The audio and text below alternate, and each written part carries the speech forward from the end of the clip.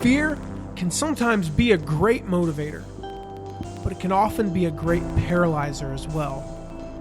I recently wrote about fear-based leadership as being one of the 3 greatest downfalls of a leader. If you go to mattmcwilliams.com/3987, there'll be a link to that post on this one. In that post, I received comments like this. One thing I have seen a lot and have experienced as well is having the fear of losing your job hanging over your head.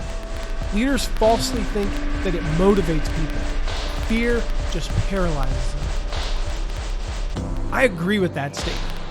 Most leaders mistakenly think that fear is an effective way to motivate people.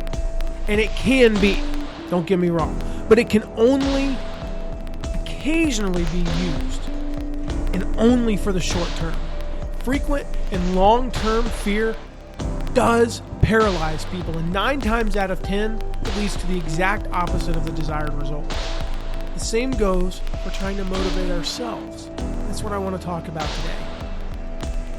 Let's use diet and exercise as an example. Fear motivates someone to eat better and exercise for about 2 weeks. The doctor says, you're going to have a heart attack if you don't eat better and exercise. So you eat better and you exercise. You immediately go to the store and you buy loads of perishable fruits and vegetables and lean meats. In 2 weeks or so, when it's time to stock up again, you're faced with a decision. You're out of those fresh fruits and vegetables and lean meats.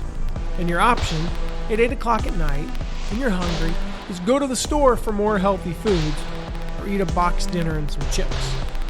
Now, fear of premature death easily loses the battle to convenience and temporary pleasure.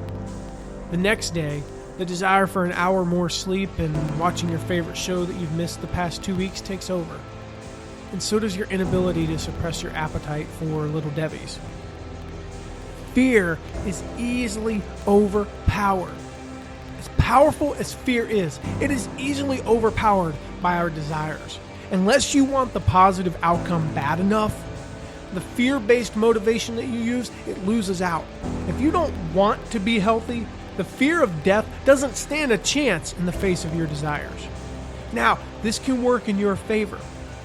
Consider the mom who fears water but wouldn't flinch to dive in to save her drowning baby.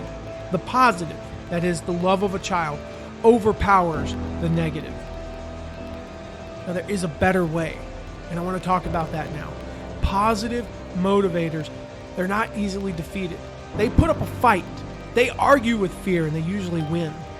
For the patient whose doctor just found high levels of bad cholesterol and blood pressure, saying if you eat more fruits and vegetables and get more exercise, you will live a longer and healthier life, not to mention you'll feel better, look better, and have better sex with your lovely wife, is a positive motivator that can last a lifetime.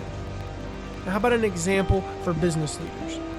If you're a business leader working with a chronically late salesperson, fear can work in the short term. The fear of losing a job might be enough to motivate Joe to get his butt out of bed on time for a few weeks. But eventually, his desire to sleep in will win. The better motivator is to motivate him with what can happen if he shows up on time. Remind him that he has the potential to be a leader, that his income could be whatever, that showing up on time will make him eligible for his year-end bonus, etc. The motivators are longer lasting. Now, my story about how fear doesn't work necessarily, and how positive motivators do. 5 years ago, I lost more than 55 pounds.